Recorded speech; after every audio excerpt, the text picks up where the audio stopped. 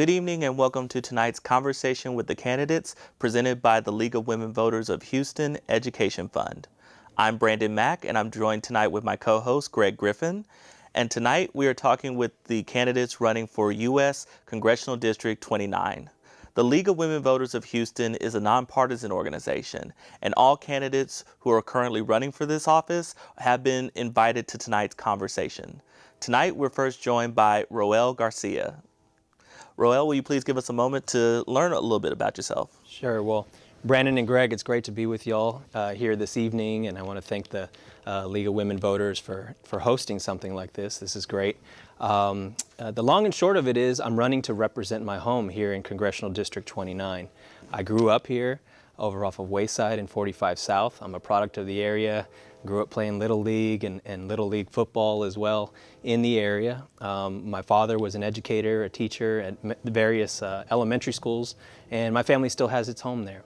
And I was blessed to go off to Columbia University and the University of Texas for law school, and I've been a practicing lawyer now in the Houston area for the last 6 years, doing civil litigation across the state of Texas, representing a lot of homeowners and good small business owners, the backbone to this country. And this opportunity arose. Our congressman of 25 years, Gene Green, decided to retire in November, and my friends and family approached me and said, well, you should think about this. This is an opportunity to serve your community, and you've been blessed in some of the things you've been able to experience. And I took some time and decided this community does deserve another option, a younger option, an energetic option, and somebody who will be ready on day one to serve them well. So that's the reason I'm before you, and we're a week out from the primary vote, and I'm excited for that. Excellent. So Congress has struggled for some time now with how to tackle comprehensive immigration reform. What does the phrase mean to you, and what do you think should be the first step towards achieving that? Sure. This is an area where both the right and the left can find some middle ground for to move this country forward. And I would love to help champion that when I get up there to Washington. What's at the top of everybody's mind right now is DACA and those young people who were brought here to this country by, not voluntarily. And so I would love to pass DACA. I would go up there and support something like DACA. But I take the position that Democrats need to negotiate harder. There are 11 million undocumented, and that's a low probably estimate, 11 million undocumented people in this country. They're not participating in our democratic system, civil society. They're outsiders. They're in the shadows. I think what's best for the country is to bring them out of the shadows, get them participating.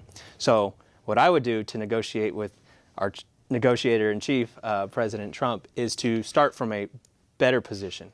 We want to bring everybody out of the shadows, okay? And if we need to find some compromise in the middle, let's work that way. But I think it's a big problem that we're not looking to solve that larger issue. And I will add this.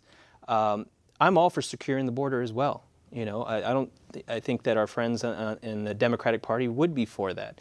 Let's find smart ways of securing the border, using technology. Let's figure out a cost-efficient way to do it. Let's not waste money on a border wall, but I'm all for that. If we need to reassess our quotas, let's assess what our global economy needs here in the United States and make a determination and get good input from our small and large business owners across the country. So I'm for both, and I think we can find some compromise to come to a good reform.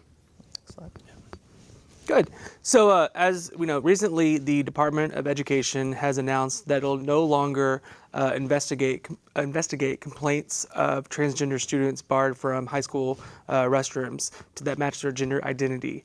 What is your position on this? Well, first of all, that's a shame, I think. That's the first reaction that I have to something like that. It reeks of politics as usual, and this administration continuing to play politics with people's lives and things that really affect, especially our younger community there and students in the schools. So, listen, as a person of color, and knowing my own history, there's a lot of groups in this country that have fought hard for their rights, for equal protection under the law, and this is another one of our communities, our friends, and our family that are enduring some some steps backwards as a result of this administration. So, so if I was to go into Washington, the GLBTQ community, our transgender community especially, would have my support. You know, I will have an office here in the Southeast, and I want these communities to be heard on these issues. So listen, my reaction is that I think the Trump administration is completely wrong on this, and they're rolling back the progress that we made under President Obama. So, of course, one of the biggest issues on all our minds is what happened at Marjory Stoneman Douglas High School in Parkland, Florida. What do you feel is the Congress's role when it comes to addressing gun violence in this country? Congress's role is to protect the citizens of this country. And on this issue, we need to do a ban on guns like the AR-15s. It's time. Let's do a prohibition across the board. And I say that as a person who is a Texas hunter, someone who grew up learning how to handle a deer rifle, someone who has gone to courses to, you know, here in Texas, we have laws where if you're going to hunt and be a licensed hunter, you got to go to a course all day on a Saturday, or you got to go after work for 4 days straight. It's no small task. And I think that we should require those types of things on the federal level. And it probably should be done either once a year or maybe you know, once every 2 years, something along those lines. We need to have stringent measures as to gun ownership. I'm also for increasing the age of gun ownership to 21. I don't mind that. I know that's being kicked around right now. I would support something like that. But again, this is an area where we can get something done if we just reach across the aisle. And I think I'm a good candidate, you know, or potential legislator to do that. And because I come from a place like Texas where we have a bit of a gun culture here. And like I said, I am a person who owns a gun, even for home protection. And I think that Democrats need to be a little bit louder about championing reasonable gun legislation, or I should say reasonable gun regulation and responsible ownership, because many of us are. And so I hear those cries too. So, but I am for doing something right away on our high caliber weapons. Cool. So if elected, I mean, we know this district is a very large and, like we talked about, a very spread out, diverse district. Right. How do you think you'd best balance the demands of the congressional office calendar, you know, and stay in contact with your constituents here back home? Sure. I haven't had the opportunity to speak with Gene Green, but it was my understanding that he was a person who came home often, came home, I think, every weekend is the rumor in the community. I would love to do that as well. I know it'll be taxing, but my hope is to be in our parks, our schools, and our streets as much as possible. And why? Because that's where we can do the most good in this position.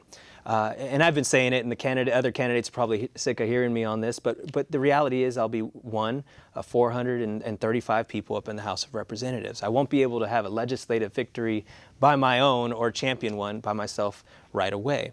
But what I can promise to this community, and what I will do for this community, is to be there, boots on the ground, just like my campaign has been doing over the last 3 months.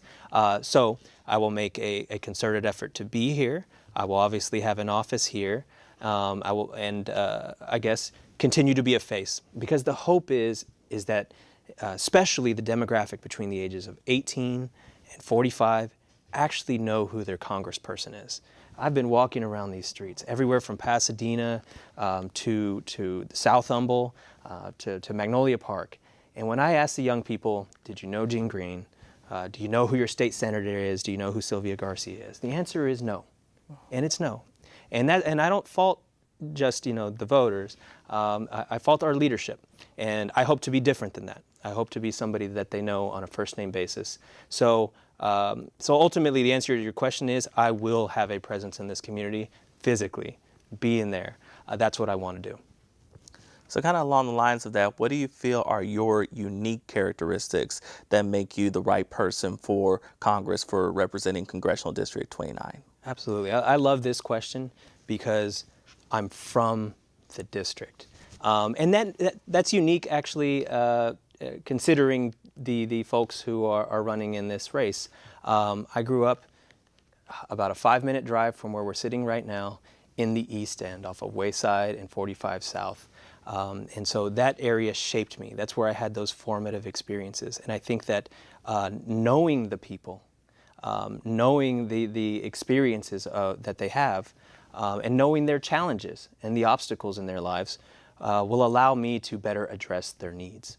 I think also being a young person, and I say that at the age of 32. I'm told on the campaign trail that I'm young, and certainly relative to some of the other candidates. But I think that's a good thing. We're seeing a wave across the country of young people, especially millennials, stepping up.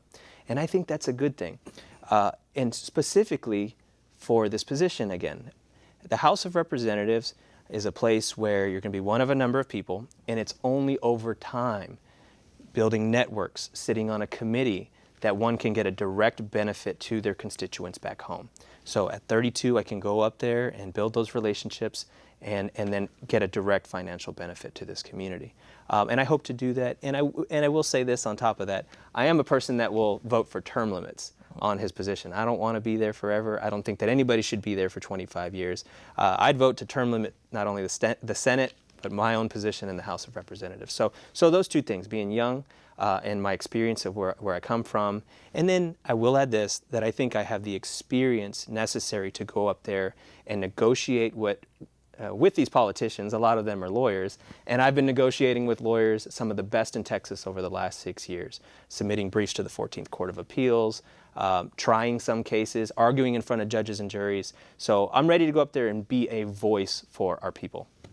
So we're getting to near the end of our time together, so we want to give you the last word. So we want you to speak directly to the voters in District 29 as to why you should be the candidate. Sure. Well, first of all, we're coming up on the end of the campaign before the primary, and it's a pleasure to be able to speak directly to the people through this medium. Our campaign has been one that is grassroots, one that is where we have gone door to door, talking to the voters. We've been doing this since before Christmas, and we're going to do it all the way up until March 6th. I don't have a single political endorsement. I'm not a person who has PAC money. This is a campaign from the heart. My volunteers, and they are all volunteers, are people from this community, anywhere from Denver Harbor to North Shore to Magnolia Park to Pasadena. They are young people who believe that it's time for a change, that are tired of the old political leadership in our communities. And I'm hoping to champion their voice. I'm ready to serve. Like I said earlier, I've been a lawyer for the last 6 years, serving small businesses, homeowners, and again, negotiating with some of the best lawyers in town. I'm a product of this community out of the East End, and I will understand the challenges facing our people.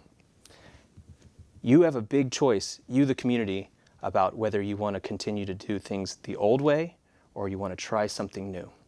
The one expression I get that I've gotten from old and young, every voter that I've talked to, is that it's time for new blood, that it's time for a change. And I'm asking you, the voters, to help me spark that change. And I promise you, I will continue to be in our parks, our schools, and our streets. So thank you, and I ask for your vote here, early voting until Friday or on March 6th. And I look forward to serving you, win or lose, in this community. Thank you so much, Mr. Garcia, and we'll be